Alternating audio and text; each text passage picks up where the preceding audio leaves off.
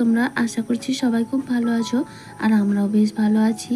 আমি আলপনা আমার নতুন আরও একটি ব্লগে তোমাদের সবাইকে জানাই অনেক অনেক স্বাগত আর অনেক অনেক ভালোবাসা। আজ হচ্ছে সোমবার আর এখন ঘড়িতে সময় ওই 5টা বাজতে 10 মিনিট বাকি আছে। তো আজকে আরও একটু তাড়াতাড়ি ঘুম ভেঙে গেছে। এত গরম, মানে ঘুমও ঠিকঠাক হচ্ছে না, রাতে তো ভালো করে ঘুমই হচ্ছে না, বীভৎস গরম। তো যাই হোক, এই সকালের ওয়েদারটা ঠান্ডা ঠান্ডা থাকে, তখনই কাজ করতে ভালো লাগে, তাই চেষ্টা করি সকাল সকাল উঠে কাজকর্মগুলো সেরে নিতে। তো প্রত্যেক দিনের মতো বাসি কাজকর্মগুলো শুরু করে দিয়েছি। বাসনগুলো বাইরে বের করে রেখে তারপর ঘর দুয়ারগুলো ঝাড় দিয়ে নিচ্ছি। আর আজকে তো মেয়ে স্কুলে যাবে, ওকে ডাকবো, এখনও দেরি আছে, কারণ 6টা সাড়ে 6টার দিকে স্কুল। ওই 6টার মধ্যে ওকে ডেকে তুলে দেবো। আর সকালে তো সেভাবে ভারী কিছু খায় না। তো যাই হোক বন্ধুরা, চলো আজকে এখন থেকেই তোমাদেরকে সাথে নিয়ে আজকের ভিডিও শুরু করছি। ঈশ্বর আমাদেরকে প্রত্যেকের জন্য বিশেষ কোনো ক্ষমতা দিয়েই আমাদেরকে পৃথিবীতে পাঠিয়েছেন, তাই না? তো যেমন একজনের পক্ষে সমস্ত কাজ সব কিছু পারফেক্ট করা সম্ভব নয়, কাজ হয়ে যায় কিন্তু পারফেক্ট হয় না। যেমন সংসার ক্ষেত্রে সাংসারিক বুদ্ধি এবং সংসারের কাজকর্ম একটা নারী কিন্তু গুছিয়ে পারে, আবার সেই নারীটা কিন্তু বাইরে থেকেও ইনকাম করতে পারে। আর একজন পুরুষ সে বাইরের ইনকামটা কিন্তু খুব ভালোভাবে করতে পারে, সংসারের কাজ করতে পারে না যে এমন নয়, করতে অবশ্যই পারে, কিন্তু একটা মেয়ের মতো সুন্দর করে গুছিয়ে করতে পারে না। একটা অগোছালো সংসার একটা মেয়েই পারে সুন্দর করে সাজিয়ে গুছিয়ে তুলতে। সেটা আমি আমার নিজের জীবন দিয়ে বুঝেছি। আর মানে আমার নিজের ব্যক্তিগত জীবনে আজকে আমার মা নেই, আর আমাদের মানে মায়ের বাড়ি বাবার বাড়ি এখন না, ওখানে কেউ তো থাকে না, সে মানে থাকে না বলতে গেলে, ওই বাবা মাঝে মধ্যে যায়, সেটুকুই আর কি। একেবারে দেখলে ভীষণ কষ্ট হয়, মনে হয় একটা পোড়ো বাড়ি হয়ে গেছে, এরকম অবস্থা। কেউ না থাকলে যা হয়, অথচ ওই একটা সময় ওখানে আমাদের বেড়ে ওঠা, জন্ম, এবং ওখানেই সমস্ত কিছু। সত্যি কথা, জন্মস্থানের প্রতি মানুষের একটা বীভৎস টান থাকে, তা আজও আমি সেই টানকে উপেক্ষা করতে পারি না। ওখানে গেলে না ভীষণ কষ্ট হয়, কারণ ওখানে তো কেউ নেই, পুরো ফাঁকা পড়ে আছে, কার ঘর বাড়িগুলো কীরকম একটা হয়ে গেছে শুধুমাত্র একজন মেয়ের অভাবে। তো আমার নিজের ক্ষেত্রে বলছি, আমার সংসারে আমার যখন নতুন নতুন বিয়ে হয়েছিল, ধরো কয়েকদিন আমি হয়তো বাবার বাড়িতে গেছি, সেখানে হয়তো আছি, এখানে তোমাদের দাদাভাই থাকতো হয়তো। এবার বাড়ি আসার পর আমি আমার সংসারের পরিস্থিতি দেখে বুঝে উঠতে পারতাম না কিভাবে করব। অথচ সেও কিন্তু রান্না করতো, খেত, ঘুমাতো, বিছানা করতো, সবই করতো, কিন্তু তা সত্ত্বেও ঘরবাড়ির এমন হাল হয়ে থাকতো, দেখে আর ভাবতেই পারতাম না। তো সেই রকম হয়তো অনেকের সঙ্গে হয়ে থাকে, তাই না? যদি কারো মতের মিল থাকে অবশ্যই কমেন্ট করে জানিও। আর দেখো, তোমাদের সঙ্গে কথা বলতে বলতে অনেকটা কাজ এগিয়ে ফেলেছি, বাসি কাজকর্ম কমপ্লিট করে ফ্রেশ হয়ে চা খেয়ে নিয়েছি। আর আজকে ছিল হাটবার, তোমাদের দাদাভাই হাট গিয়েছিল, আর এই যে বাজারগুলো এনেছে। হাট থেকে বাজার করলে কি বলতো, একটু সুবিধা হয়। কিছুদিন আগে একদম সবজি বিক্রি হচ্ছিল না আমাদের এখানে, মানে সবজির দাম তো নেই, বিক্রি হচ্ছিল না। আর আজকে এখন কিছুদিন পরেই আবার এত সবজির আগুন ছোড়া দাম হয়ে গেছে, সত্যি মানে পরিস্থিতি সময়ের সঙ্গে সঙ্গে এত বদলে যায়। তো যাই হোক, ওদিকে সবজিগুলো গুছিয়ে চলে আসলাম। মাছ, এই যে মাছ নিয়ে এসছে, পুঁটি মাছ এনেছে আর সিলভার এনেছে, তবে দুটো আমাদের নয়, আর একটা একজনদের জন্য এনে দিয়েছে, আর একটা আমাদের। দুটোই একই মাপের। আমি দেখছিলাম যে কোন মাছটা ভালো হবে, মানে দুজনের পেটেই ডিম আছে, একটা একটু বেশি পরিমাণ, একটা একটু কম পরিমাণ, তাই বলছিলাম আর কি কোনটা নেব। যাদের স্বামীদের ইনকাম কম, তাদের গৃহবধূদের মানে তাদের স্ত্রীদের কিন্তু অনেকটা ধৈর্যশীল হতে হয় এবং অনেক বুঝে সংসার চালাতে হয়। মানে অনেক বুঝে সংসার শুধু নয়, অনেক বুঝে খরচ করতে হয়, তাহলেই কিন্তু সংসারটা ভালোভাবে চলবে এবং ভবিষ্যতের জন্য কিছু সেভিংস করা যাবে। কারণ আজকের যুগে আমাদের তো ভবিষ্যতের কথা ভাবতেই হবে, তাই না? তো ভবিষ্যৎ শুধু নয়, তার সঙ্গে সন্তানদের, বাচ্চা কাচ্চাদের ভালোভাবে মানুষ করতে হবে। তোমার যেমনই ইনকাম থাক না কেন, তার মধ্যেও তোমাকে চেষ্টা করতে হবে। আর সেই জন্য সবথেকে আগে দরকার তোমার বুঝে খরচ করা, মানে যাকে বলে আয় বুঝে ব্যয় করা। আর সেটা আমি আমার সাধ্যমতো করার চেষ্টা করি। আর চেষ্টা করি বলেই অনেকের ইনকাম থেকেও যেভাবে না থাকতে পারে, আমার তার থেকে অনেক কম ইনকামেও আমি বেশ ভালোভাবে থাকতে পারি এবং সমস্ত কিছুই মেনটেন করতে পারি। তো যাই হোক, এদিকে কথা বলতে বলতে দেখো মাছগুলো ভাজা হয়ে গেল। এখন এই যে পুঁটি মাছগুলো ভেজে নিচ্ছি।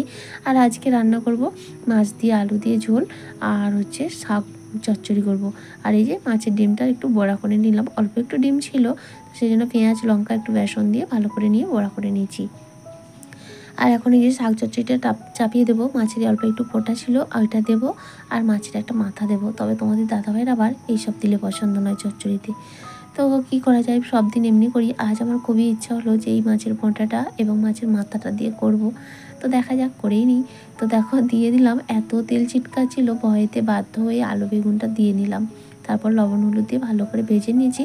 আর এখন দিয়ে দিচ্ছি একটা মিডিয়াম সাইজের পেঁয়াজ কুচি, সেটাকেও ভালো করে ভেজে নেব। আর এতে একদম সামান্য মশলা দেবো, একটু জিরে গুঁড়ো আর একটু লঙ্কার গুঁড়ো দিয়ে ভালো করে আরও একবার কষিয়ে নেব। তারপরে শাকটাকে তো ধুয়ে রেখেছি, শাকটা শেষেই দেবো, কারণ নরম শাক তো, শাক বেশিক্ষণ সেদ্ধ হতে লাগে না, গলে যায়। আলুটা সেদ্ধ হতে সময় লাগে, সেই জন্যই আগে ভেজে নিয়েছি। আর তারপরে দেখো শাকটা দিয়ে নিলাম। আর আমার একটা অভ্যাস আছে, শাক দিলে আমাকে একটু হলুদ দিতেই হবে, না হলে যেন আমার মনটা খুঁতখুত করে। তো সেই জন্য দিয়ে দিলাম আবার একটু অল্প হলুদ দিয়ে ভালো করে ঢাকা দিয়ে ভেজে নিলাম। এখন দিয়ে দিচ্ছি ভাজা মাছের একটা মাথা। তারপরে আরও একবার ভালো করে কষিয়ে নেব, দিয়ে সামান্য পরিমাণে একটু জল দেবো আর কি। আর সর্ষে বাটাটাও দিয়ে নিচ্ছি। তো ভালো করে আর একবার নাড়াচাড়া করে জল দিয়ে নেব। আর দেখো এখন কিন্তু রেডি। আর এই চচ্চড়িটা বেশ শুকনো শুকনো হয়, তবে আমার কিন্তু খেতে আজকে দারুণ লেগেছিল। দেখতেও কিন্তু বীভৎস সুন্দর হয়েছে। তোমরা দেখো তো কেমন লাগছে দেখতে। তো দেখতে যতটা ভালো হয়েছিল, খেতেও কিন্তু ততটাই ভালো হয়েছিল। আর বাকি রান্নাটা শেয়ার করলাম না। এখন চলে আসলাম একেবারে দুপুরে খাওয়া দাওয়া করতে। এই যে সঙ্গে তো এখন আম দই তো আছেই, তার সঙ্গে এই যে মাছ আলুর ঝোল, শাকের চচ্চড়ি আর হচ্ছে মাছের ডিমের বড়া। খাওয়া দাওয়া করে একটু রেস্ট, তারপরে মেয়েকে যে টিউশনে পাঠিয়ে দিলাম। আর তোমাদের দাদাভাই ডিউটি গেল। হ্যাঁ, আমার গত দিনের ভিডিওতে আমার এক বন্ধু নীলকু ঘোষ, বনু বলা চলে, কমেন্ট করে জিজ্ঞেস করছে, দাদাভাই কি ছুটি পায় না? অনেক সিভিক পুলিশ আছে, তারা তো ছুটি পায়। কি বলো তো, ওগুলো না এরিয়া ভিত্তিক হয়। তোমাদের দাদাভাইরা যে যে থানার আন্ডারে কাজ করে, আমাদের থানা দাসপুর বিশাল বড় এরিয়া, আর সেই তুলনায় ওদের সংখ্যা কম, সেই কারণে ওদের চাপটা বেশি। আমার বাপের বাড়ির দিকেও না যে সমস্ত সিভিকরা আছে, তারা সিভিকের ডিউটি কম করে, এক্সট্রা কাজ অনেক বেশি করে, তাদের ডিউটির কোনো চাপই নেই, করছে করছে, না করছে না করছে। কিন্তু এদের যে এত চাপ, ছুটি তো পাই না। কি বলবো বলো তো, ষষ্ঠীর আগের দিন থেকে অ্যাপ্লিকেশন করে ছুটি নিয়েছিল, জানো তো, ষষ্ঠীর আগের দিন বাপের বাড়ি যাব বলে। তো বিকেলে জানতে পারলাম ছুটি মঞ্জুর হয়নি, শুধুমাত্র ষষ্ঠীর দিনটা ম্যানেজ করে যেতে হয়েছে। ষষ্ঠীর দিন সকালে গেছি, আবার পরের দিন সকালে এসে তোমাদের দাদাভাইকে 3টের সময় ডিউটি যেতে হয়েছে। এবং শুধু 3টের সময় ডিউটি যেতে না, ডে নাইট দুটো করতে হয়েছে। এইরকম একটা ব্যাপার। তো বীভৎস রাগ হয়, জানো তো, মাঝে মাঝে প্রচণ্ড রাগ হয় যে এই সামান্য বেতন দেয়, তার মধ্যে গাধার মতো খাটনি খাটায়। তবে হ্যাঁ, এদেরকেই কিন্তু খাটায়, এদের থানার এলাকার দিকেই এরকম দেখছি। নাহলে অনেক সিভিকরা আছে, ওরা প্রচুর রেস্ট পায়, ওদের ডিউটির কোনো চাপই থাকে না। আসলে এগুলো এই থানা ভিত্তিক হয় তো, এবং যে থানার অফিসার যেমন হয়, ওদের সেই রকমই হয় আর কি। যখন অফিসার একটু লুজ হয়, ভালো হয়, তখন একটু হয়তো চাপ কম থাকে, আর যখন অফিসার একটু করা হয়, তখন একটু চাপ বেশি হয়, এই আর কি। ছুটি খুব এমার্জেন্সি না হলে ছুটি একদমই পাওয়া যায় না। তো যাই হোক, কিছু করার নেই, করে যেটা খেতে হবে সেটার মতো করেই তো চলতে হবে। কম ইনকাম হলেও ওইটার ওপরেই তো আমাদের জীবন চলে, তাই না? তো যাই হোক, তারপরে দেখো এই যে ব্ল্যাঙ্কেটটা কালকে কেচেছিলাম, অনেক দিন ধরে পড়েছিল।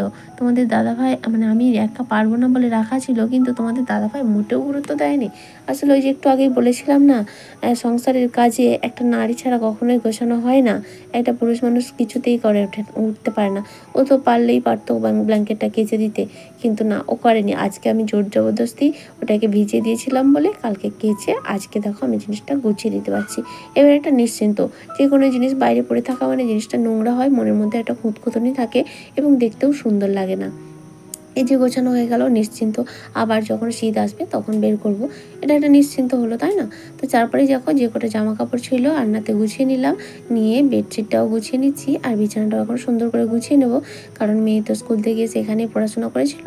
তো এখন বইপত্র সমস্ত ছড়িয়ে ছিটিয়ে আছে, এগুলো গুছিয়ে বিছানাটাকে সুন্দর করে ঝেড়ে নেব। আর একটা দেখো, সব সময় না আমাদের মাথার থেকে আইডিয়া বেরোয় গৃহবধূদের কীভাবে সংসারটাকে গোছানো যায়। হারমোনিয়ামটা বিছানার মধ্যেই রাখা থাকতো, তারপরে মাথায় আসলো এই যে আলনার আমার এই জায়গাটা তো খালি আছে, হারমোনিয়ামটা তো এখানেই রাখা যেতে পারে। ব্যাস, ভাবাও যা করাও তা। তো হারমোনিয়ামটা এখানে রেখে দিলাম। এখন কিন্তু বিছানাটা আমার খালিই থাকে, একটু শুলেও শোয়া যায়, মেয়ে পড়াশোনা করে, যাই করুক, কোনো চাপ নেই। আর এই ঘরে বিছানাতে আমরা ঘুমাই না, ওই মেয়েই পড়াশোনা করে, লেখালেখি করে, বা আমরা একটু এসে বসি, এই আর কি। তো যাই হোক, দেখো সুন্দর করে সমস্তটা গোছগাছ করে বিছানাটা গুছিয়ে নিয়েছি। এখন চলে এসেছি এই ঘরে। দুপুরে তো উৎপাত হয়েছিল এই বিছানাটার মধ্যে, এবার এটাকে না গোছালে একদমই ভালো লাগে। তো বিছানাপত্র গুছিয়ে বাইরের ঘরদুয়ারগুলো ঝাড় দিয়ে একটু বাইরের দিকে যাব। বীভৎস গরম, এখনই আমি ঘেমে স্নান হয়ে গেছি, গা হাত ধুয়ে তারপরে যাব বাইরের দিকে।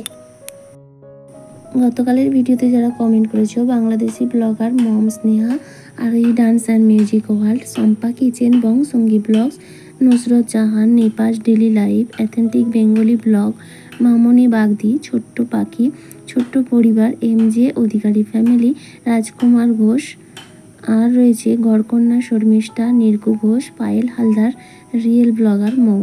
থ্যাংক ইউ সো মাচ তোমাদের সবাইকে। এইভাবেই তোমরা আমার পাশে থেকো আর আমাকে সাপোর্ট করো। তো দেখো, তোমাদের সঙ্গে কথা বলতে বলতে বিছানাটা আমার গোছানো হয়ে গেছে। তাহলে চলো বন্ধুরা, আমার আজকের ভিডিওটা আমি এখানেই শেষ করছি। আবারও দেখা হবে আজকের মতো। Tata, by.